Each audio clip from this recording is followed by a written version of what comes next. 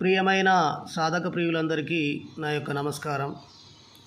ఇవాళ మీకు సర్వ ఉపయుక్తమైన బేతాళ మంత్రం తెలియజేస్తున్నాను.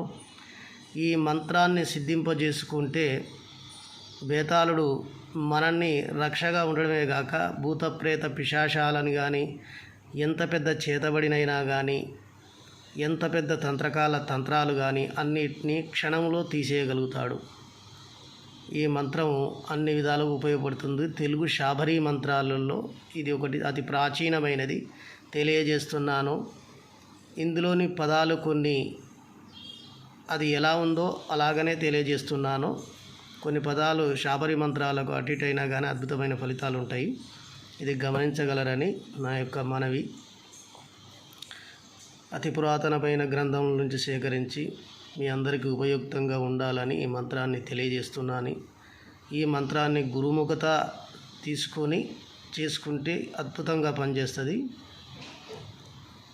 ఇప్పుడు వచ్చే అమావాస్యకు సిద్ధి పొందడానికి అవకాశంగా ఉంటుంది కనుక సాధక ప్రియులందరూ దీన్ని గమనించగలరని మనవి.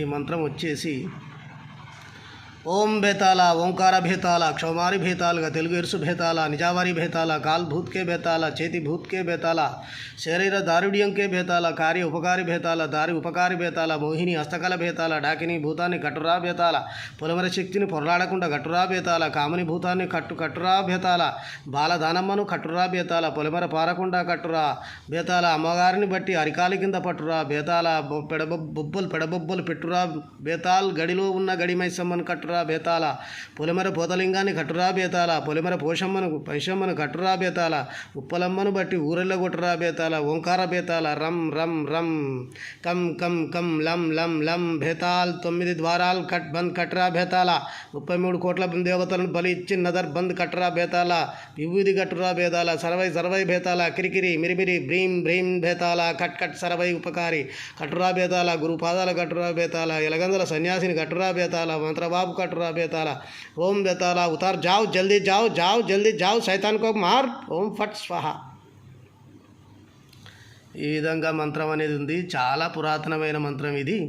ఈ మంత్రాన్ని ఆదివారం అమావాస్య నాడు మీరు గురుముఖంగా తీసుకొని లేదా మీ దగ్గర ఉన్న గురువుల కాడన్నా దీని ఉపదేశం పొంది తీసుకొని మీరు ఈ మంత్రాన్ని సిద్ధింపజేసుకొని నోటికి పట్టించుకొని మంచిగా ఆ రోజు కూర్చొని 108 సార్లు చేస్తే ఈ మంత్రం సిద్ధి అయిపోతుంది. ఆ తర్వాత మీరు ఎదుటివారు వచ్చిన భూత ప్రేతాలు పట్టిన కానీ, పిశాచాలు ఇంకెట్లాంటివి అయినా కానీ, తంతులు కానీ, తంత్రాలు కానీ, మంత్రాలు కానీ, చేతబడులు కానీ ఎలాంటివి చేసినా కానీ ఇది ఒక 11 సార్లు చదివి నీళ్ళకు మంత్రించి ఇచ్చినా పర్వాలేదు, 11 సార్ల నిమ్మకాయలకు చదివి శిరస్సు మీదకి వెళ్ళి కోసేసినా పర్వాలేదు, విభూతికి మంత్రించి ఇచ్చినా పర్వాలేదు. ఈ విధంగా చేస్తే మటుకు అద్భుతంగా పనిచేస్తుంది. ఈ మంత్ర సాధన 108 సార్లు చేసిన తర్వాత బేతాళునికి నల్ల కోడిని, జంట కోళ్ళని, 2 కోళ్ళని బలిచ్చి సారాయిని నైవేద్యంగా పెట్టవలసి వస్తుంది. కనుక ఇది మంచి గురువుల కాడ ఉపదేశం పొందండి, లేదా నా ద్వారా పొందాలంటే నా వీడియోలలో ఎప్పటికీ చెప్తూనే ఉన్నాను. ఇలాంటి మంత్రాలు నేను ఇవ్వాలంటే 10,116 తీసుకొని మీకు ఈ మంత్రాన్ని ఉపదేశం చేయడం జరుగుతుంది. మంచి అవకాశం అనేది ఆదివారం అమావాస్య రాబోతున్నది కాబట్టి సాధకులు వినియోగించుకుంటారని నా యొక్క మనవి. అలాగనే నా ఛానల్ని సబ్స్క్రైబ్ చేయవలసిందిగా మనవి.